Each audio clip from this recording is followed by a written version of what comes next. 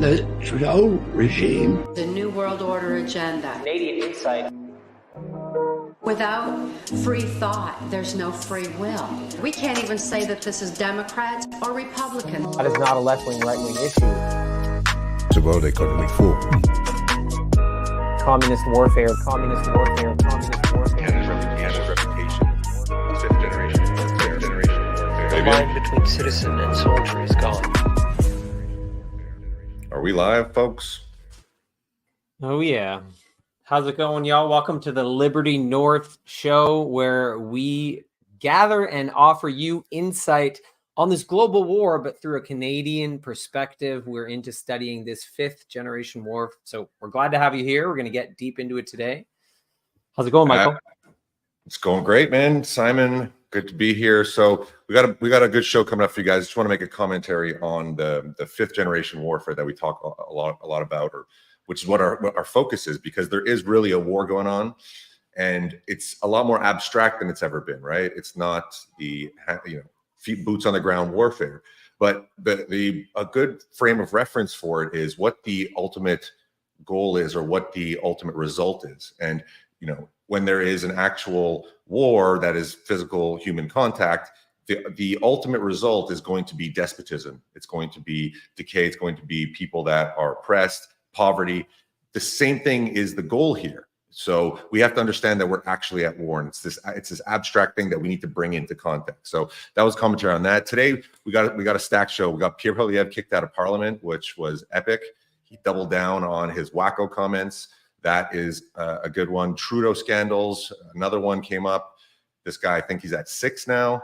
We got the Liberals that are investing in $5 billion into Honda's EVs debacle. Who knows? They're obsessed with climate change. We're going to go over that. And AstraZeneca admits to jab injuries finally. And this is happening in court. So we're going to go over that in a second. Stick around. We have a good show for you guys.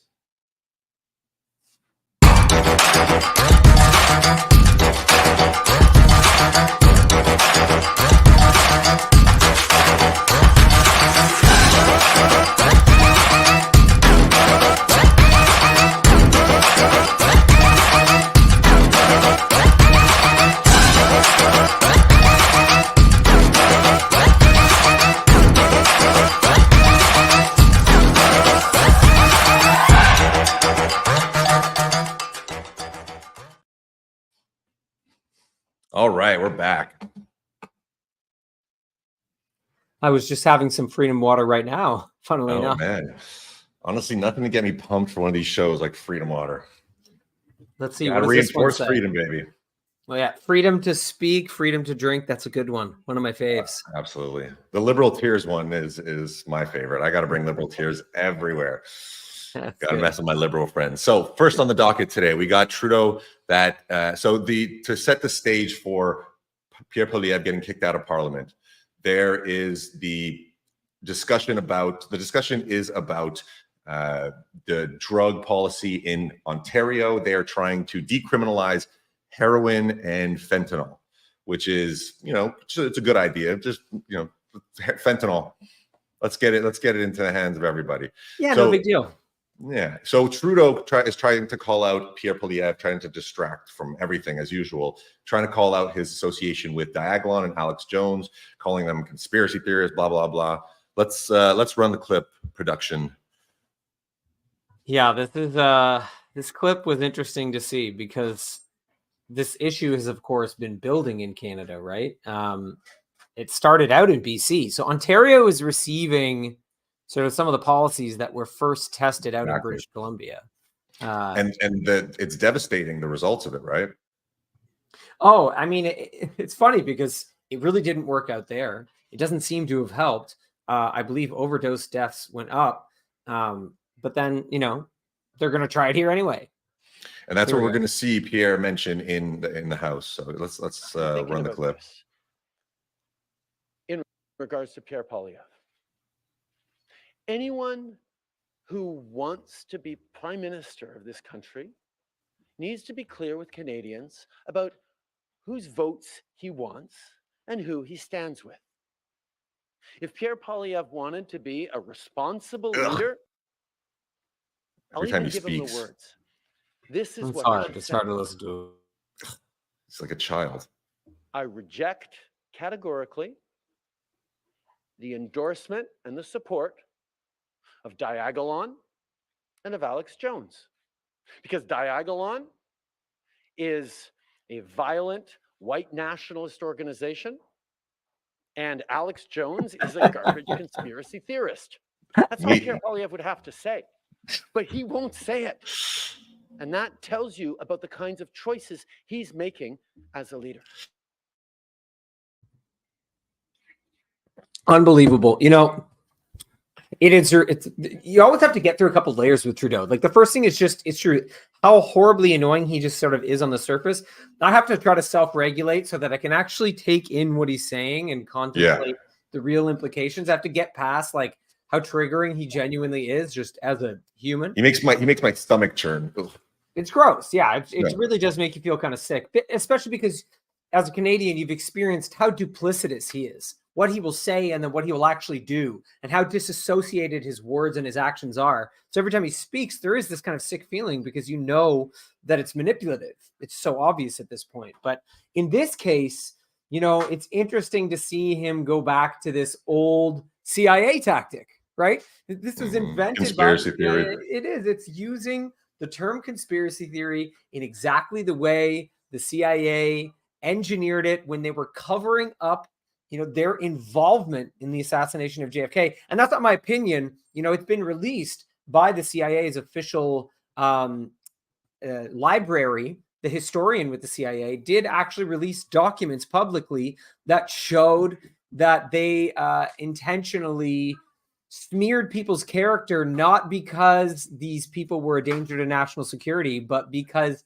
they didn't want them to see their involvement in the cover-up. So they were, I think the term was hiding incendiary information from the There you war. go. So There you go. it is. So now, decades later, we have the Prime Minister of Canada using a CIA tactic to assassinate the character of his opponent. Interesting choice, Mr. Trudeau. And this is how you know they're losing. This is how you know that they're freaking out, because they're trying these same old tactics that are not working. This is the tactic they used for the trucker convoy. The first thing, right? There's Nazi flags, and there's, you know, that's a whole nother discussion. That Nazi flag that was there was either a plant or it was some guy that is just, you know, wrong judgment, thinking that he's calling Trudeau a Nazi, but it looks like he's promoting Nazism. So that's a whole different story. But immediately you have one of the most loving, caring gathering of Canadians in Canadian history. People that are protesting, they have their kids there, they have they have bouncy castles and whatnot. Meanwhile, Trudeau focuses, oh, these guys are racists. It's the age-old story now. It's so bland, it's so repetitive. But so what I'd like you to break down, Simon, you know a lot more about Diagolon than I do. Jeremy Mackenzie and Diagolon. So I don't know what the actual most recent thing they're commenting on with Diagolon, but Diagolon, Alex Jones is just, you know, he's Alex Jones. I love Alex Jones just as a character. You know, he says some wacky stuff, but a lot of the stuff that he was way ahead of his time with, you know, turning the frogs gay, that's for sure. But so Diagolon, can you give me a little rundown on that? Yeah, I mean, the fact that he's calling them a white nationalist violent organization, it's so untrue on so many levels that it does have to be unpacked. You know, you have Jeremy Mackenzie, who's just a streamer. He's just a Canadian streamer. He's a veteran. So he served his country. He's very patriotic. He sees the corruption ongoing. He becomes a really angry, dissenting veteran, and he builds a following online. You know, and so he's there to express his rage and his dissent. He's literally calling his streams rage casts because he's really justifiably an angry person with a strong voice, builds a following, you know, and then he has a network of people around him. So eventually they made a meme. Okay. They made a Diagolon meme. And it was something that they were putting out into the world in this really joking, ridiculous way. In fact, you know, the image of the Diagolon flag, you know, it has this white diagonal stripe up, you know, that goes across the flag. This whole idea is that the way they're being spun is that flag is for like white nationalism, for like whiteness taking over. When the joke was about a fake nation, the nation of Diagolon that they were making. And funnily enough, Jeremy Mackenzie made this meme with one of his best friends who is black. So the You whole can't make thing it is up. not, you can't even make it up. The deeper you go into it, the more absurd it becomes. But Diagolon has been painted into this extremist group that was used in part to justify the Emergencies Act. So this is, they're bringing back the rhetoric that they used to justify the Emergencies Act, claiming that there's this growing white nationalist group.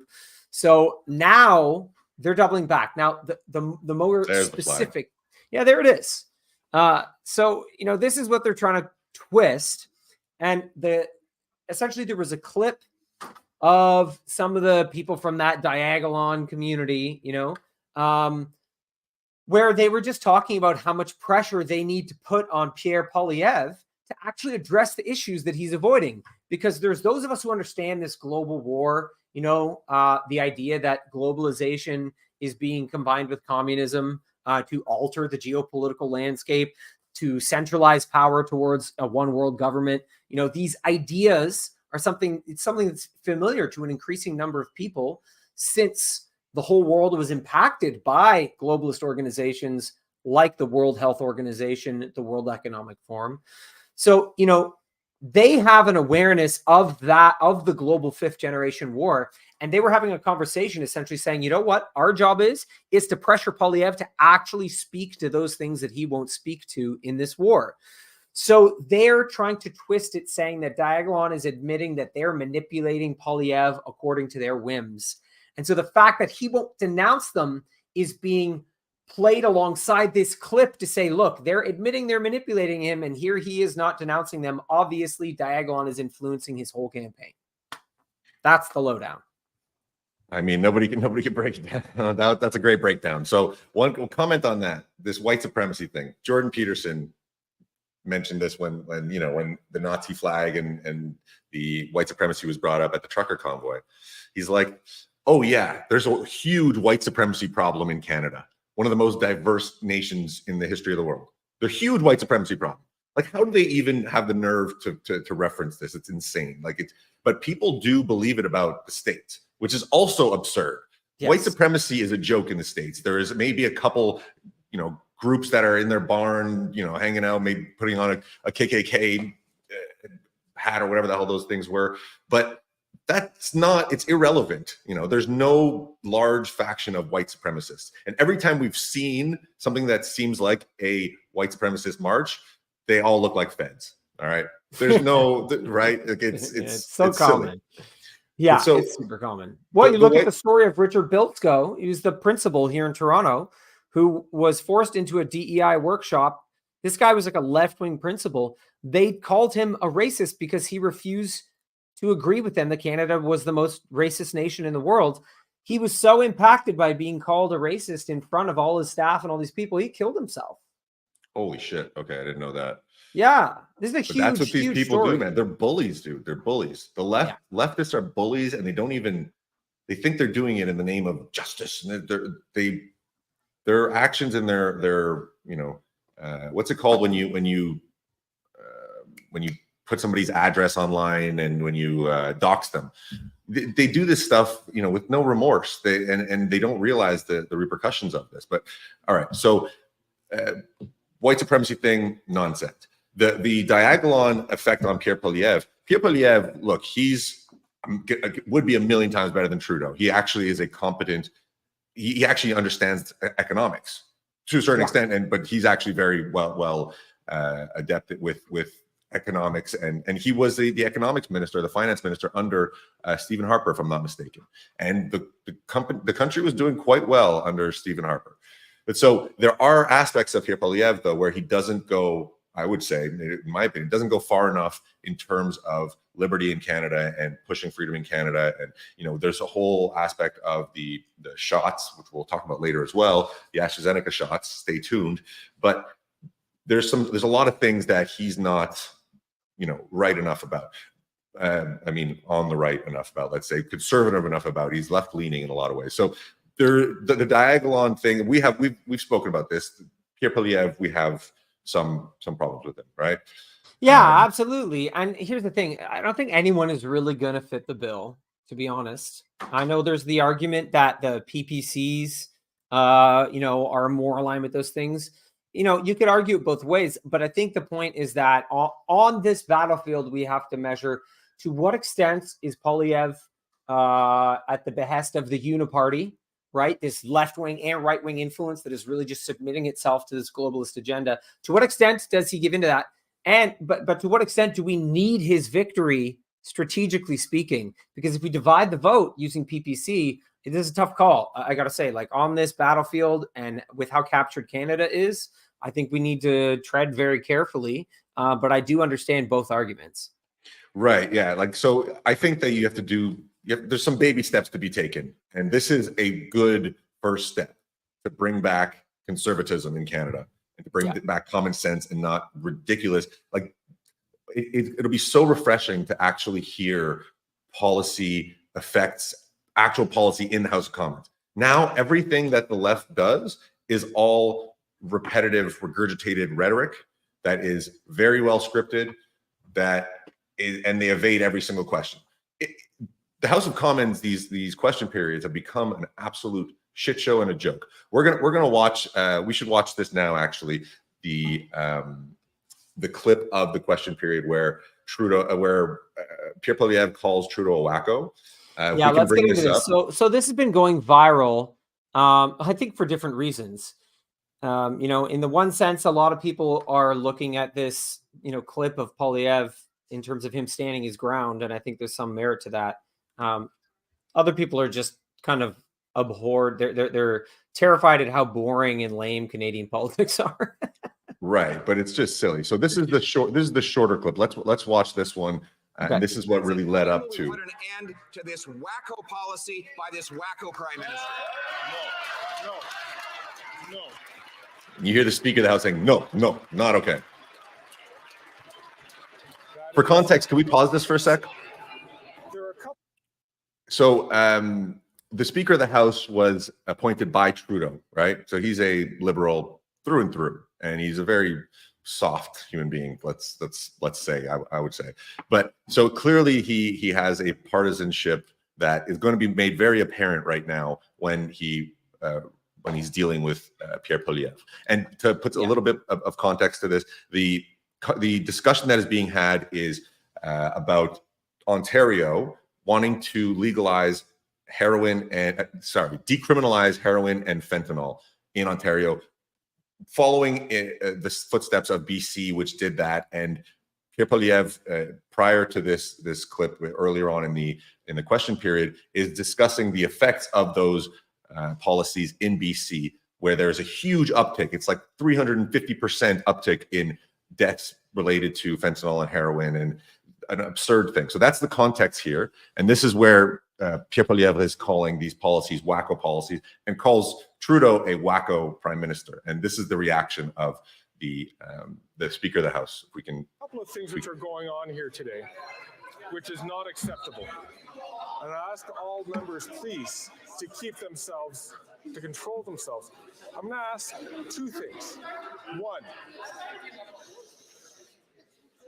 I'm going to ask the Honourable Leader of the Opposition to withdraw that term, which is not considered parliamentary. Mr. Speaker, I replace wacko with extremist. He is an The Honourable Member to please. I'm going to ask the Leader of the Opposition once again to just withdraw that comment, please. And I'll invite the Honourable Member.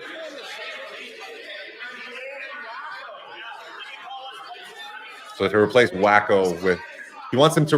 Leader of the Opposition to please. He wants him to retract the whole statement. Withdraw that comment. The whole comment.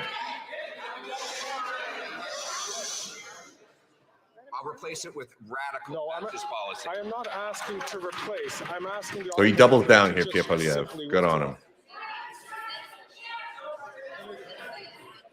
Mr. Speaker, I replace the word wacko with extremist. Which is a reasonable commentary to make. Yes, it's reasonable capitulation. And so he mutes the whole. One last time. All right, there you go. So please He's acting like a withdraw last time. that He's acting like comment. freaking Simply withdraw that comment. a liberal teacher. I simply withdraw and replace with the aforementioned adjective. There you go. Double down, Pierre. It's still a clown show, right? This whole thing is a clown show. Yeah. I have to name you for disregarding the authority of the chair. Pursuant to the authority granted to me by Standing Order 11, I order you to withdraw from the House and from any participation by video conference for the remainder of this day's sitting. So Pierre gets kicked out. Okay. They don't show the footage here, but the whole Conservative Party leaves as well. Okay, so there's a whole bunch to unpack here. I think it's obvious to me that there is a political bias coming from the Speaker of the House, which should not be the case. But even beyond that, I really want to point to the use of vague rules and laws in this situation, because there's the means by which he was able to insert his political bias is something that we really need to be clear about.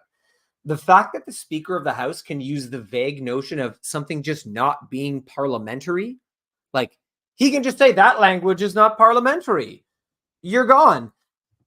To me, like, this is an incredibly vague and frightening. But it's very telling. It's very telling, right? Of everything liberals do. It's all feelings. It's all abstract. That's right. And they mold things based on what serves them.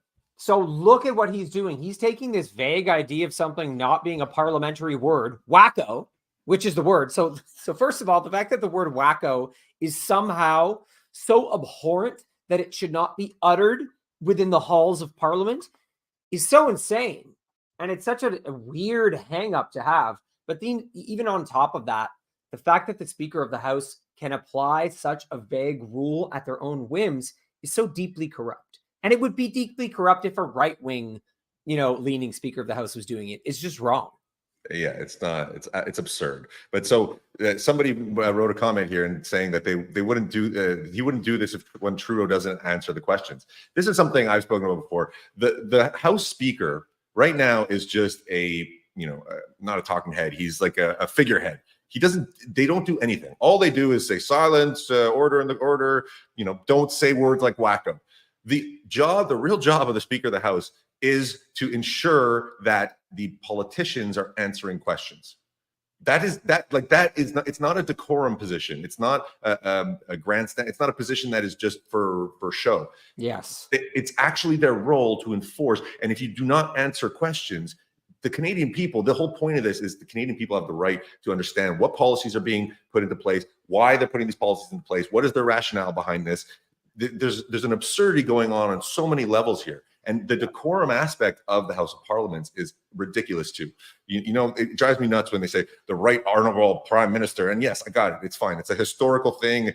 Get over yourselves. Like, what the fuck, man? It's British. The problem, this is British politics. This is the problem, we're just stuck with British politics here. We're stuck with all that stuff, even though, I don't think the majority of the population really feels connected to that legacy. It's just kind of like copy pasted from Britain onto Canadian life in a really awkward and kind of stupid way. And yeah, it does kind of make it so that we don't really get to the heart of issues. To be policing language on that level is not just stupid. It's also just the way of the woke, to be policing people's language, saying you can't use that word. No, that's a scary, that's a trigger word, it's the same thing basically.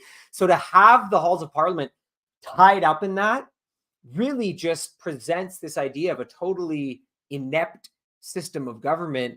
And I think that honestly is a weapon in and of itself to make the government seem like this totally useless thing so that people check out and they're less politically engaged, in my opinion. I mean, it's just like we're at a banana republic stage right now. And you're right. The whole ties to the British monarchy. I mean, that's something that needs to be revisited. I don't think it's priority right now, but seriously, enough of this. There's so many things, and especially speaking to Dan Oak at the Lakeshore Sovereign Assembly, shout out to them, doing great work. when you really realize what the foundation of the country is, and we uphold all these decorum things that are just silly, and Okay, so here's the past a thing. lot of these things. This is a good segue, actually, because you look at all this obsession with decorum and proper behavior that they're enforcing in the Right, halls of okay. Parliament right now. So we're in our next segment, we're going to get into another scandal with Trudeau, and I want to point out that it's so absurd that decorum is policed in the halls of Parliament, but then Trudeau can get away with immoral nonsense. So we're going to get Immoral, into that. corrupt, illegal, Corrupt. just money funneling. It's insane. You're right, I'm Over and being over kind. again. All I'm right, being so let's kind, go. but yeah, we're going to jump to a commercial from our sponsor, and then we'll get into Trudeau's latest scandal. Yeah, Blah, we blah, got- blah, blah, blah, blah, blah, blah, blah. What are you talking about? Here, have some freedom to vote. Man, the Constitution is awesome. Type 1A.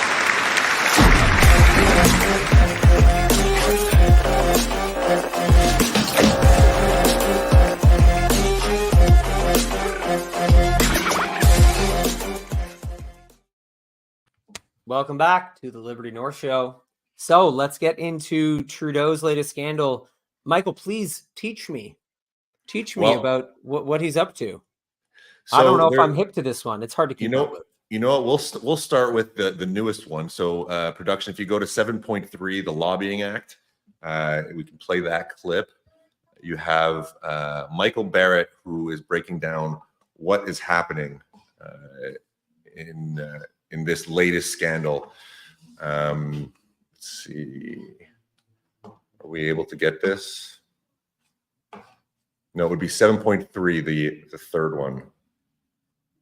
Lobbying Act, new scandal. What's the essential breakdown of this? Nope, not that one. Let's see. Maybe I can get it. All right, hold on, folks. We got a good one coming.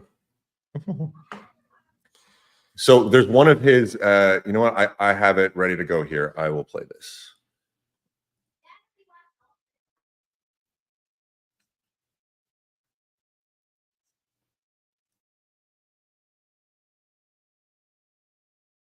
I don't hear anything. I'm not sure if there's sound. There is potential illegality with respect to the Lobbying Act, and of course questions of the Conflict of Interest Act and the Conflict of Interest Code for members. Minister Boissonnault lost his seat in the 2019 election, then an MP, and he restarted his company Xenex to lobby the Trudeau government, that for whom he was previously an MP. The minister tried to shield this from the public by hiding behind his business partner and lobbyist. Their only client was the Edmonton International Airport.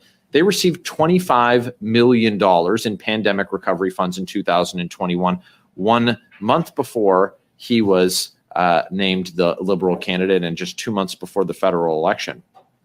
The meetings took place in 2021 and 2022 that helped bring in $110 million in federal grants to the Edmonton International Airport. So it was revealed that the minister and his lobbyist business partner still have ties. And in fact, Minister Randy Boissonnault withheld the name of the business that he was receiving payments from. And he failed to disclose the name of Navis Group, which was rebranded from his company. A bit of sleight of hand here, Chair. The trading name versus the corporate name. So someone would have to do a corporate records search to determine that this deception was happening. So this company that he's receiving payments from is simultaneously lobbying the government, including the finance department, for whom he was the associate finance minister.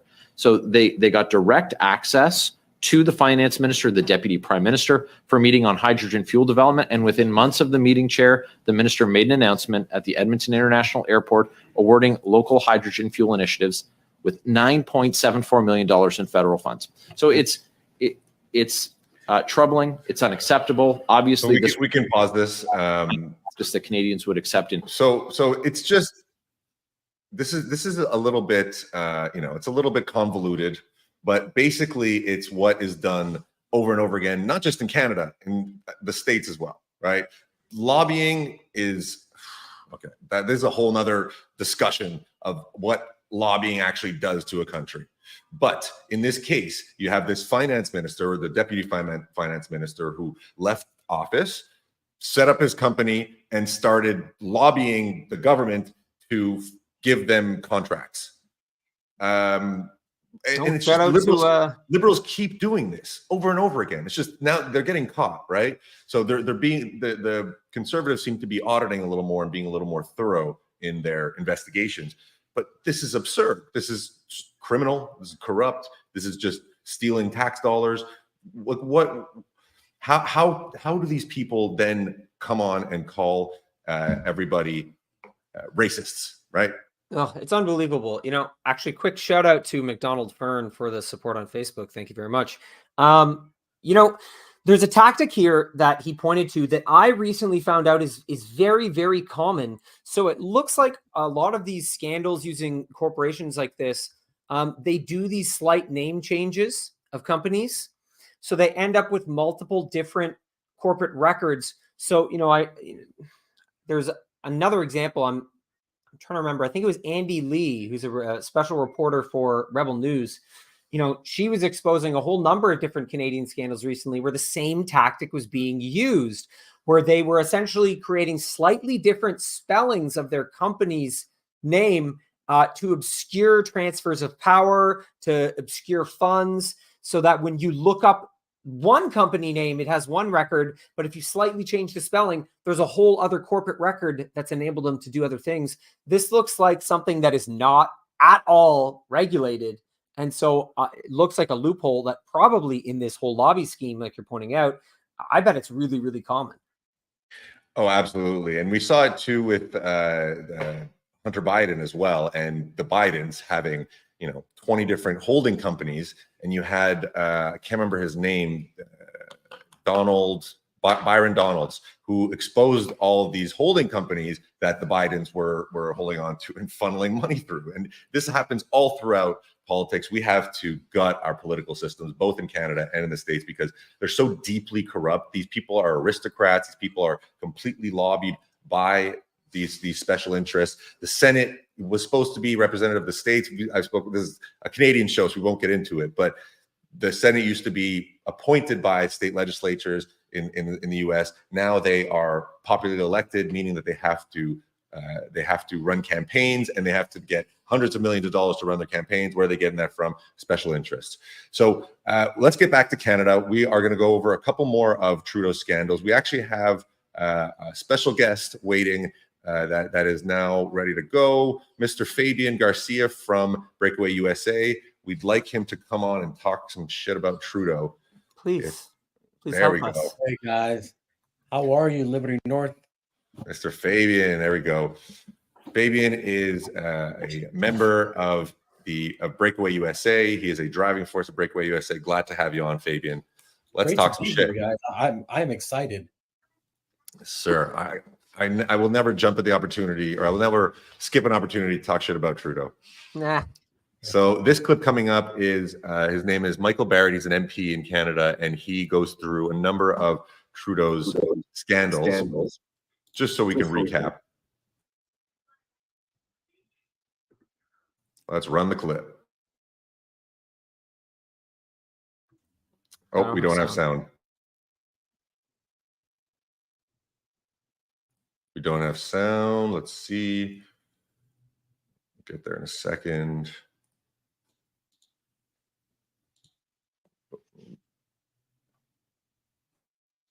Hold on a sec, folks. Billions of dollars with his Derek, your conservative shadow There we go. ethics and accountable government. It's been an incredibly busy year for me holding Justin Trudeau and his government of serial lawbreakers to account. After 8 years, it's easy to see that Justin Trudeau and his NDP Liberal government aren't worth the cost, but I want to take just 90 seconds and list some of the scandals that we've dealt with this year. Ready? Well, it started with Justin Trudeau's McKinsey contracts that cost Canadians billions of dollars with his friend Dominic Barton. We had the $8 million barn, $8 million for a barn, if you can believe it. The $54 million ArriveCan app that had two guys in a basement pocketing $11 million. We had Beijing's interference in our democratic institutions. We had the scandal with the speaker who recognized an SS officer in the House of Commons. Then we had the replacement speaker who's been sanctioned for speaking at a Liberal Party convention when he's supposed to be nonpartisan. We had his cabinet minister's sister-in-law named as the interim ethics commissioner so that they could try and get a break on some of the findings of guilt that they've had. We had Mary Ng, who awarded contracts to her bestie, costing taxpayers tens of thousands of dollars. We had Ahmed Hussein's staffer sister get lucrative contracts from his office. We had the Prime Minister staying in $6,000 a night hotel rooms in London, complete with a butler, while Canadians are lined up at food banks in record numbers. We had his vacation to villas owned by a family friend and Trudeau Foundation donor that, of course, was billed to taxpayers. We had the Green Slush Fund that's $1 billion, and we already know that $150 million has been misappropriated, lining the pockets of Liberal insiders. We've got their billions of dollars spent on the battery plant contracts that are going to fund replacement workers from overseas. And we have the Trudeau Foundation donors, of course, coming from the dictatorship in Beijing. I think I'm just out of time there, but we're not even done this year yet. And you can count on Canada's Conservatives to hold Justin Trudeau and his government to account in the new year. But for this year, I want to wish you all a safe, happy, healthy. All right. That is just this year. That is not even. It's crazy. It's like what he can get away with. You know, it's like there is no scandal apparently, or no number of scandals that would actually dethrone this man. I don't see anything indicating that a scandal could actually remove him from power. Oh no, and the Conservatives seem completely impotent in trying to do this. So I don't know. It seems very simple, right, Fabian? You're not a Canuck, but you can see from the south of the border what a shit show we have here. Listen, having been in Canada many times since 2016, I will say Canada was my favorite place to visit, specifically Toronto. And now I don't know what in the hell is going on in that country. I do know because I keep up with your news. But if I were just a regular person, having never been to Canada, I wouldn't know what a wonderful country it was up until the last few years. And I get the sentiment that I'm not the only person who feels like that, especially people who live in Canada. Well, we've seen Joe Rogan say the same thing. He's like, I won't go up to Canada anymore. That Justin Trudeau, so the whole world knows what the heck's going on. They see Trudeau on the world stage finally for what he is, this squirming rat. Ugh. Yeah, and it's true. And well, him being exposed on the world stage is kind of it's an odd experience in a lot of ways. You know, I was talking about this the other day in a take that I was doing. It's like, it is really bad here in the sense that some of the most extreme policies, some of the most, neo-Marxist far left policies are being implemented here. And so Canada is sort of seemingly test grounds for what happens when we go all the way left. This is what Bill Maher said the other day. He did a monologue about Canada, and he was saying that Canada is unchecked leftism. And you can see this is what happens when leftism is given free rein. So there's that element of it. But then I also have to contrast that with my daily life. And sometimes I kind of laugh because I see the internet outrage machine freaking out about Canada, but I still go through my day in the city and it's pretty normal, and so it's like, we want to be mindful. A balance, yes. There's a balance, right? We want to be mindful of how the outrage is being used. It's true that Canada is an example of this, but should Canadians be watching, clips of the worst stuff happening in our country and building up outrage? I don't know. To me, it's deal with the way this is manifest in your community. And there are ways it's manifest in my community. Don't get me wrong. Localism for sure. But so I'll push back on that a little bit. Cost of living in Canada is unsustainable. It really is. The increase in cost of living, they'll say that inflation is 8%. I've seen the cost of butter double. I've seen the cost of beer, maybe not beer, but I've seen that. But beer is actually a good reference for me who plays hockey and plays in a beer league.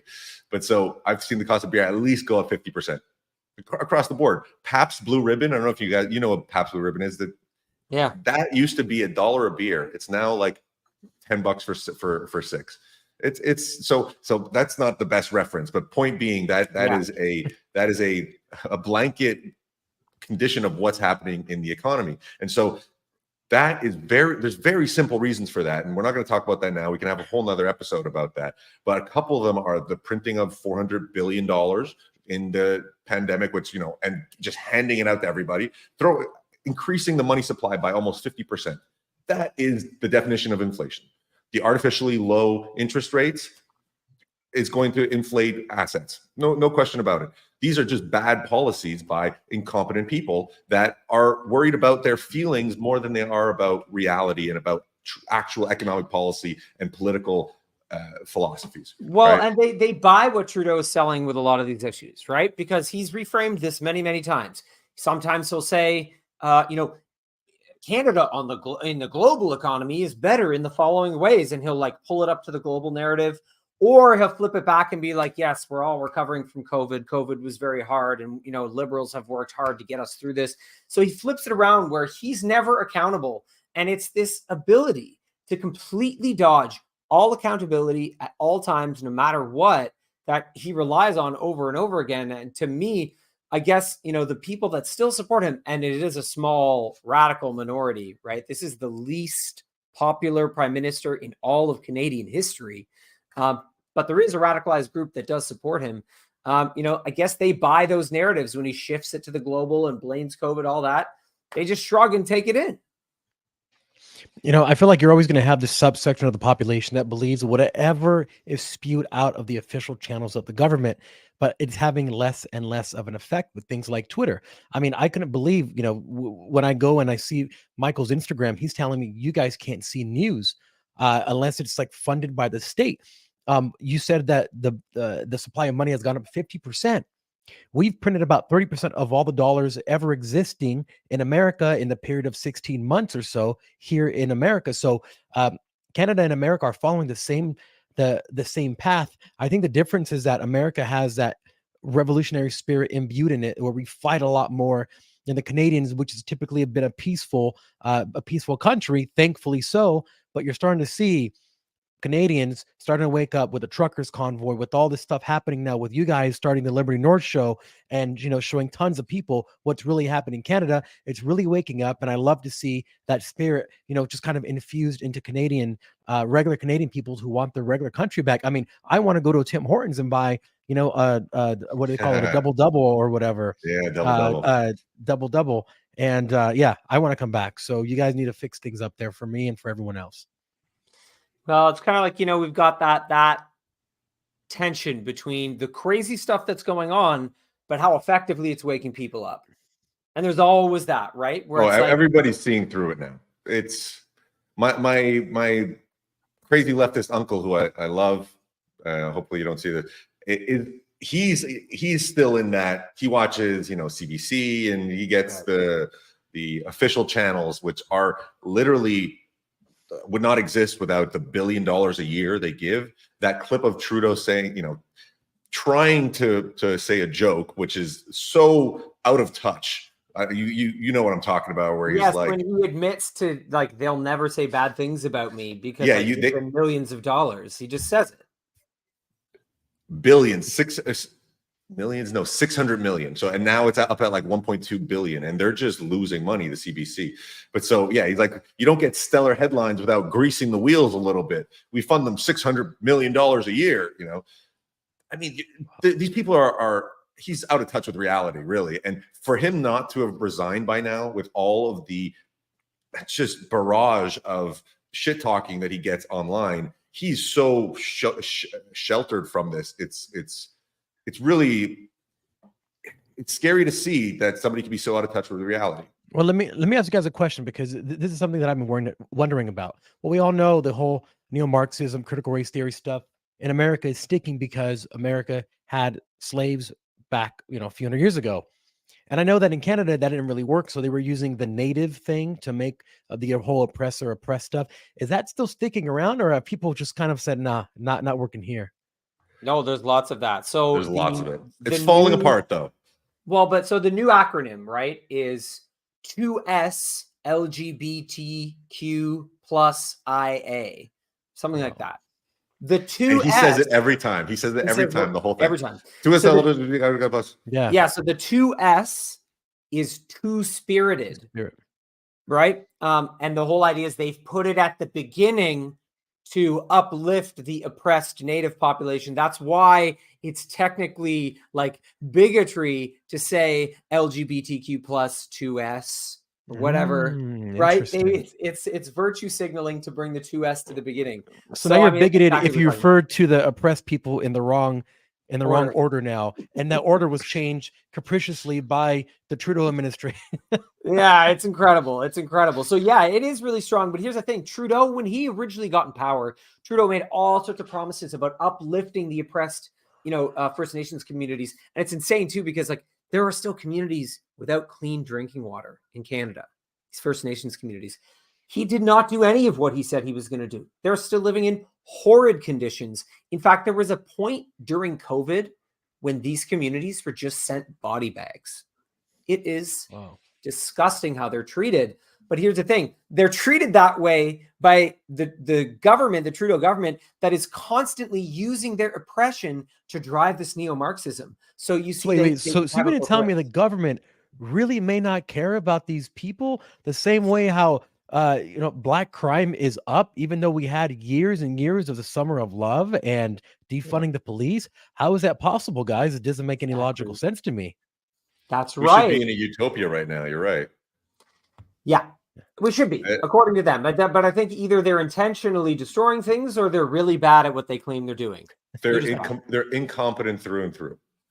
The people that we deal with that are the face are incompetent. Trudeau, there's something happened recently. I can't remember what bill it was, but he was literally like, "Oh, I didn't read that bill." I don't know if he can read. I'm not.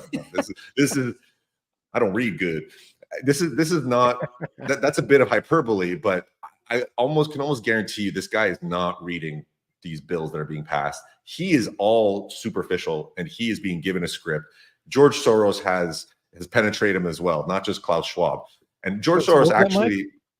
He's penetrated the cabinet. The cabinets. I think that they're both in there. Yeah. As horrible of an image that is to picture. Sorry, everybody watching. I think both Klaus Schwab and George Soros with his saggy face, let's say, is very much has a big say in Canada. Unfortunately, he also was like Chrystia Freeland, that lunatic. I don't know if we can. Wow, that girl say this. Out, or we can't say wacko, so I don't know if we could say lunatic, but she's like be parliamentarian. That's a tweaker if I ever saw one, and I grew up in East LA in the '90s, so that's a tweaker right there. my God. I mean, she's got to be on some kind of, it might be legal stuff, but she's on some kind of stimulant or Xanax. Think about who knows? I mean, think about being around Trudeau all day. You're going to have to be on some kind of medication, man. Whatever Hitler was on. I don't know if you can say that word in Canada. Sorry, guys, I got you a strike. But she's probably the same stuff. We forgive you.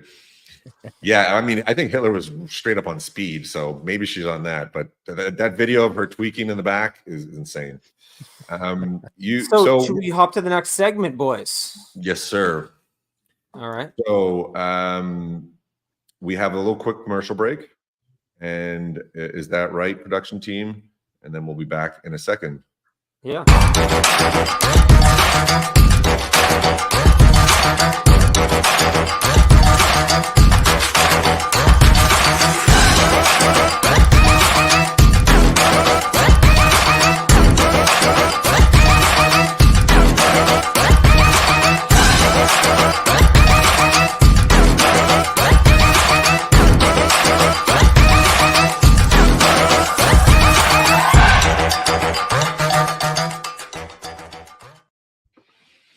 All right, we're back.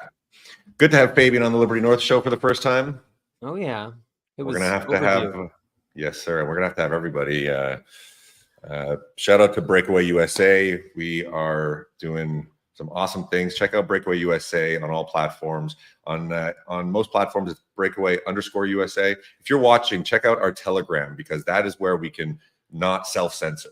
Right, everywhere where if you're watching us on Facebook or YouTube, we have to self-censor to a certain extent to get our message out. Telegram is a great source for us to be able to just blah and say everything we want to say, and Rumble as well. If you use Rumble, we're on Rumble, Breakaway USA. So check us out. Also, the Liberty North show. We are on all platforms as well. Liberty North Canada, at Liberty North Canada. Simon, what are we talking about here? We're talking about this most recent investment in electric vehicles. So the Canadian government, Trudeau particularly, these people are obsessed and completely just in a climate change cult.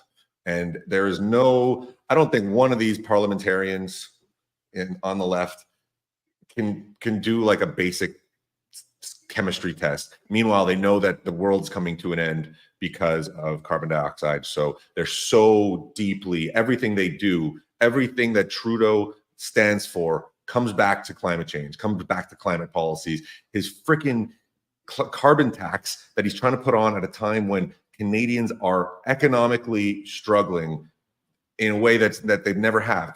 Canada has been a country where people have been immigrating here for opportunity, for prosperity. We have some of the most rich natural resources, sources of natural resources in the world. Canada should be one of the countries with the highest standard of living. We are run by morons and clowns. But so before we get, so let's get into this video and then we'll have a chat about it, Simon. Yeah, this is let's always frustrating. Let's do it.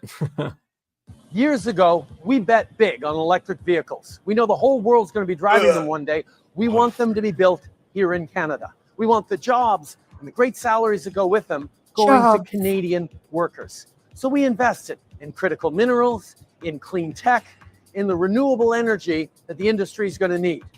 And we put out a call to businesses. We have the resources, we have the government support, we have the workers needed to build EVs. And Honda answered. They're going to build electric vehicles completely in Canada, from frames to batteries to engines. I'm standing in the middle of what will be Canada's first full electric vehicle supply chain. Years ago, there it is. I'm glad that it restarted there and he walks through that door. What an absolute loser. Okay, he walks through that door like starting. It's like he's just. Right. I know the way they film it all is very cheese. It's gross, but it's for a specific group that is captured by him. It's like middle-aged to elderly women, right? So they're very captured by him. That's why he makes content like that. It's obviously not. He's the prime minister and he's like acting as a salesman for electric vehicles for Honda. What are you doing, man? And so the $5 billion price tag. Go ahead. I mean, there's a lot done with the electric vehicle thing. There's really a lot of moving parts. First of all, you just have the climate change narrative is what's used to drive the idea that we need to change all vehicles in Canada to electric, to make Canada gas powered car free by like 2030 or something insane. So it's being used to do this. But then there's the other side of this, which is that it doesn't actually help the environment in the way that they claim it does. It doesn't actually, in the sense that the way you have to mine for the batteries for electric vehicles is extremely destructive, environmentally speaking. You have to decimate the land completely to get the lithium for these, electric vehicles. But then the final thing that really bothers me is that in the end, this is going to enrich China, because China is the one that has the capacity to process the lithium for all of these batteries. So we're going to end up being reliant on China for Canadians to drive cars. Does that seem like a good idea? I don't know. Not to mention that the horrible working conditions of these people that are mining this stuff like cobalt and lithium, all this stuff. EVs, you know what? I'm going to quickly share my screen here to show you what the reality is of these EV vehicles and how they would not exist. Tesla has created a great product. The car is, if you've been in a Tesla, it's an incredible product, right? Like it's just so sleek and well done. Whether it's the EV aspect of it, I don't think is the biggest seller of it. It's just a sweet car, right? But so this is Ford that is trying to, and Honda, I'm sure, is the same. Now that they got a $5 billion investment from the Canadian government, from Canadian taxpayers, they might be doing all right. but Ford just reported a massive loss on every electric vehicle it sold. Ford's vehicle unit reported that losses soared in the first quarter to 1.3 billion or 132,000 for each of its 10,000 vehicles it sold in the first 3 months of the year. Wow. Electric vehicle unit reported that losses soared in the first quarter 1.3 billion on this EV nonsense.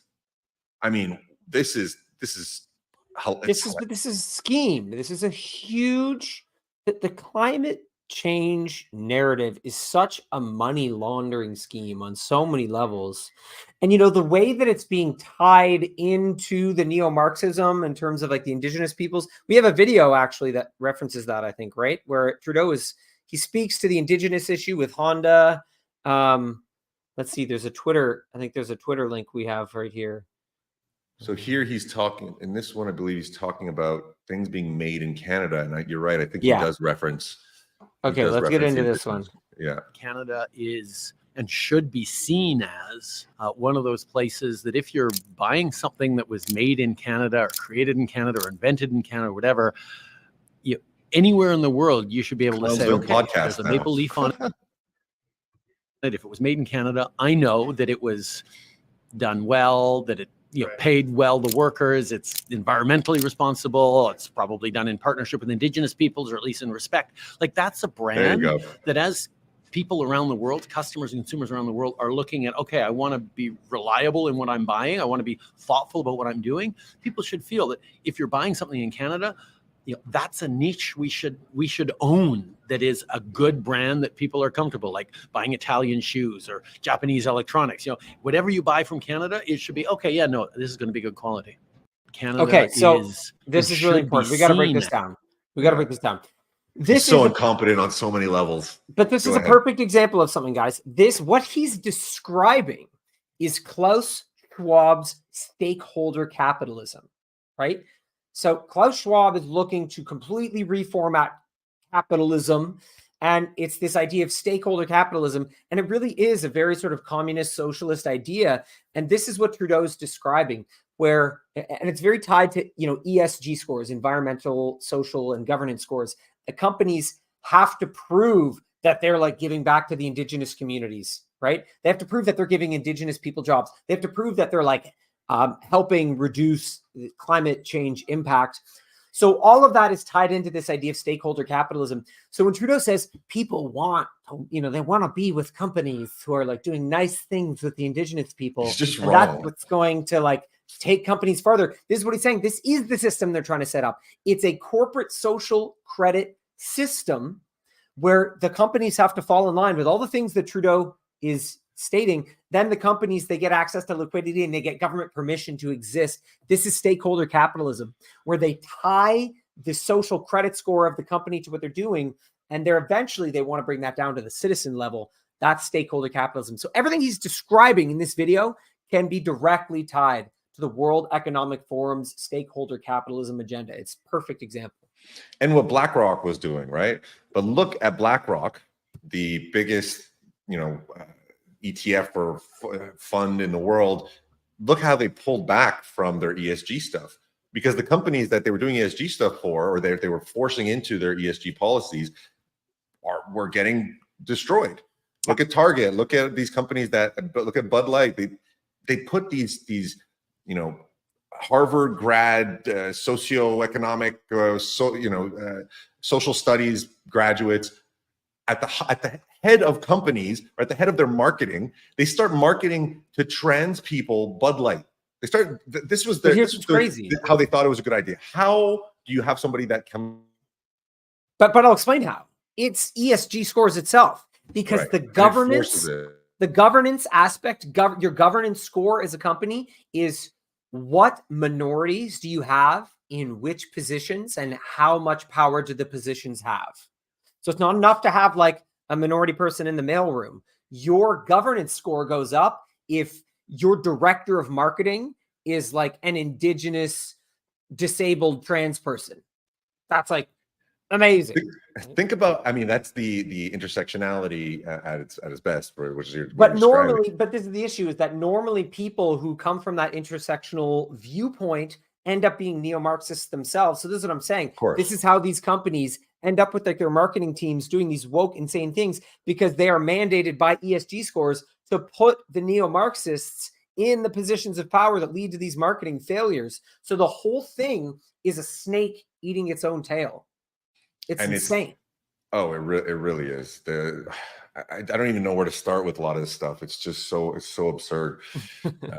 But so you know what? We're running out of time. Let's we have one more segment we want to get to. Yeah, quick break, and then we get into our last segment. Let's do a quick break. Yes, sir. All right.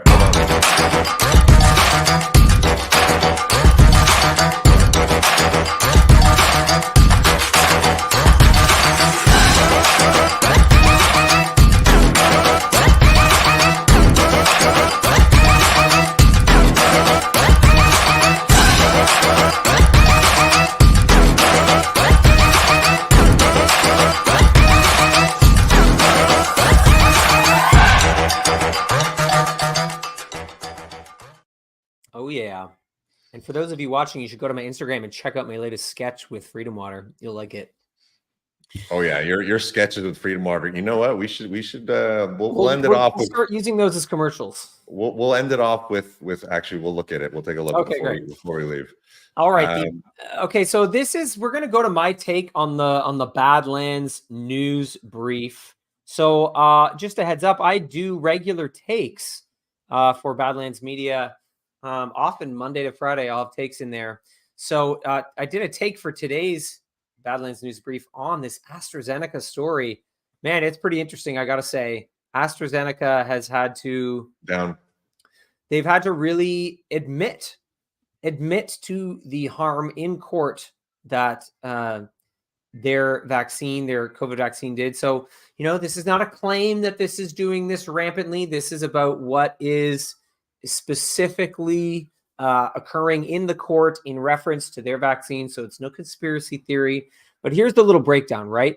They've admitted in court that for the first time, the COVID jab can cause a deadly blood clotting side effect.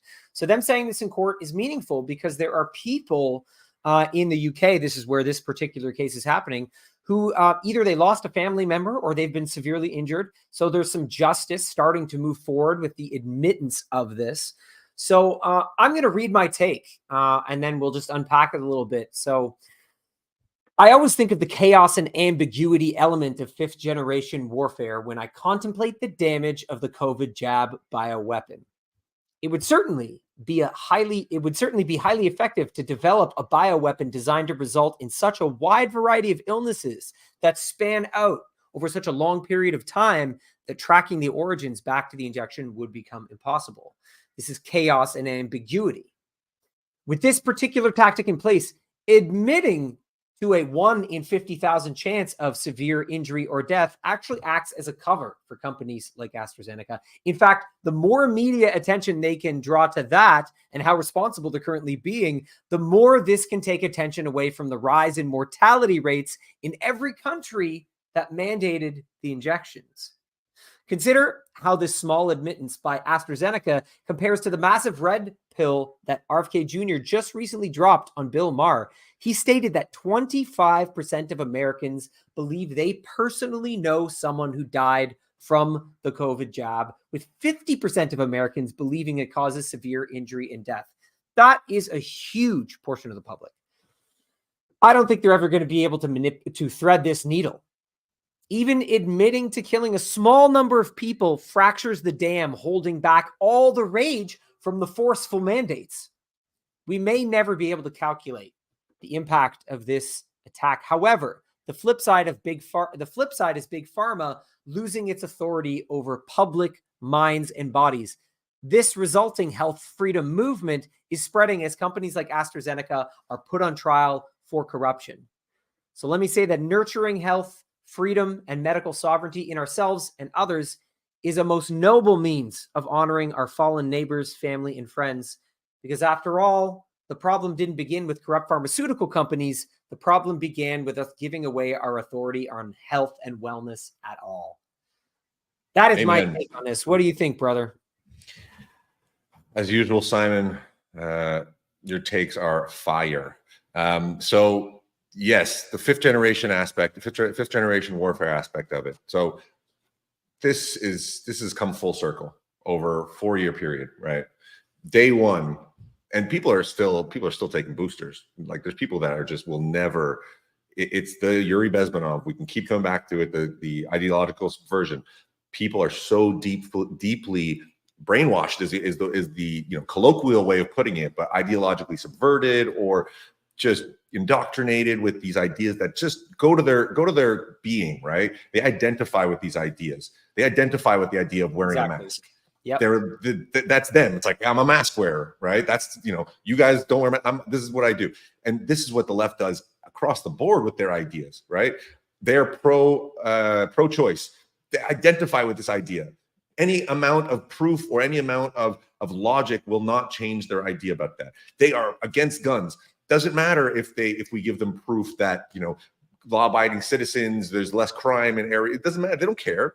They don't care about the truth about police brutality and how a lot of it is this manufactured media thing that just they don't care. They don't care that more white people are killed by cops than black people, that 50% of the crime in America is caused by black people when they're 7% of the 14% of the population, but 7.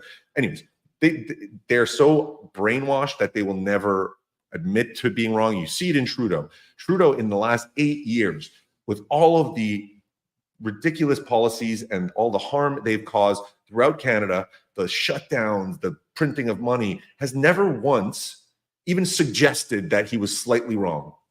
Ever. That's right.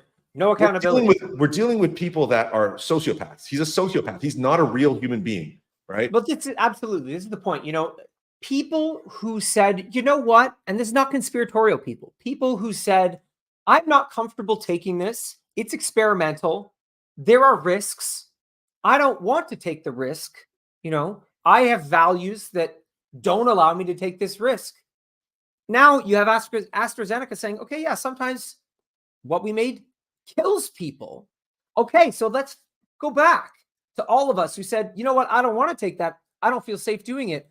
So we were called terrorists.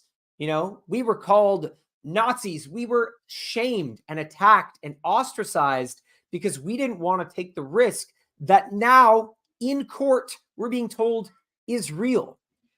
This is by our government. That's right. By our government, people that are supposed to represent us.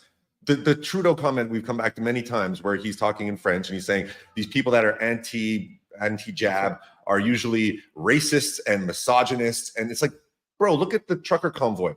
Families with kids and huge communities. And it was vaccinated and unvaccinated people. It was just both don't vaccinated. mandate. If somebody wants to take something, let them do their research. Let them have informed consent.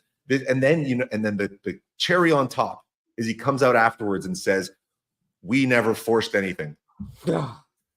Just like what he. I can't. I can't. But the light it's time for him to f off and recede into the background or whatever. He needs to go. I know, but he is what we have right now, so we just got to keep calling it out for real.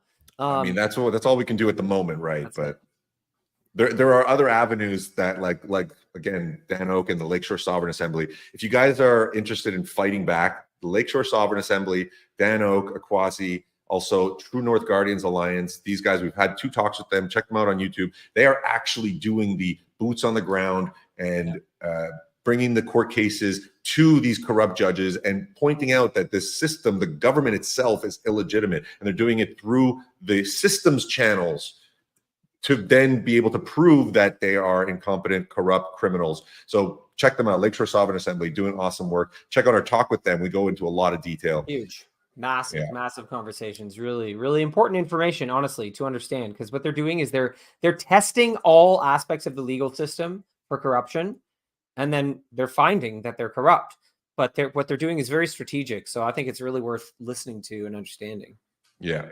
So we want to close off, guys. If anybody, if you've been around, if you've stuck around, or if you're just tuning in here, well, we'll be on again. We're going to go live every Wednesday evening. Time may vary a little bit, but we'll post it. Follow us on all socials, Liberty North, at Liberty North Canada on Instagram, just because Liberty North was taken. who took our handle? I don't know. Well, we'll have to find it again. But at Liberty North Canada, and also follow Breakaway USA. Let's end off with just a commentary on Freedom 2.0. You want to show us your bottle? Which one are you drinking today? Oh, we were gonna do the sketch. Oh, right. Okay, let's play it. But so commentary on this first. So we'll show you a little Freedom 2.0 sketch that Simon has done. I think I love the devil one too. The devil one is hilarious. So Freedom 2.0, they are a company doing basically they're if you don't know what Freedom 2.0 is, they're a water company, and they have water bottles with these little funny sayings on them. Simon, can you yes, sir. I don't have my liberal tears with me today, but Vote they have Freedom 2.0. Vote Freedom 2.0. Water for deplorables. Liberal tears, drink this or move to Canada. Oh yeah, I got that one right here. Drink this or move to Canada. There we go. So this is a company that is putting the money where their mouth is, and they're a very important part in fighting back in this war, in this culture war, because they are partnering with content creators like us and people that are exposing the nonsense. So they are unapologetically pro-freedom, pro everything conservative that we espouse, and they know that we are in this war, right? So they are partnering with people. Yeah, and it's honestly like just us. really good water. You know, they have a really unique purification process where they use reverse osmosis and ultraviolet water filtration. So they're removing a lot of the impurities. So frankly, I'm really picky about water. I gotta say, I'm really sensitive to shitty water. So when I got my case of this, I just drank it. I waited to see. I was ready for my water sensors to go off, but it was actually damn clean. I gotta say, right away I knew it. Yeah, you know what? I'll show. So we actually have a code. Breakaway. Okay, so use Breakaway to get 15% off. Here we go, and we'll put the link actually. But so if you support them, you're supporting us. You're supporting the whole movement, and their water is just awesome. So their filtration process is so important, because we'll talk about this another time. But fluoride is a huge problem in our water supplies, and that is another one that we'll talk about. We'll have a fluoride episode, and the fact that it's a neurotoxin. I don't know if we're going to get a strike for that, but it's just a fact that fluoride is a neurotoxin. Stop drinking tap water. Well, here's the thing. One more thing I'll say on that. There are no studies showing that the ingestion of fluoride supports teeth. The topical use of it in dentistry, but the ingestion of it is not tied to bone health or teeth health or anything at all. So I don't know. Why would you need to ingest it? Exactly. It's so absurd. And look, we'll talk about fluoride another time, because it's very important. But you need to stop drinking your tap water without filtering it properly. And there's good filtration systems. There's good, reasonably priced filtration systems. I use something called Santevia. It's a gravity filter, and it has fluoride filters. Get fluoride out of your water. But so there's absolutely no chemicals, none of these forever chemicals in this. Let's watch your clip, because I die of laughter. You know what? I don't know if I have. Fucking this stupid conference. All they're serving here is this freedom water. Drink this water or move to Canada. I did say if Trump won, I would move to Canada. Whatever. Now I have to drink this racist water. I am so tempted to not even hydrate the whole time I'm here. Oh my God. It's so accurate. It's really good. Oh my God. I feel like I've never had real water before. But if someone finds out that I like it, oh my God, that's good. How did they even do that? I didn't realize that freedom tasted so good. Oh. Drinking a little too fast. I can't stop drinking freedom water. I need a constitution. Someone find me a constitution.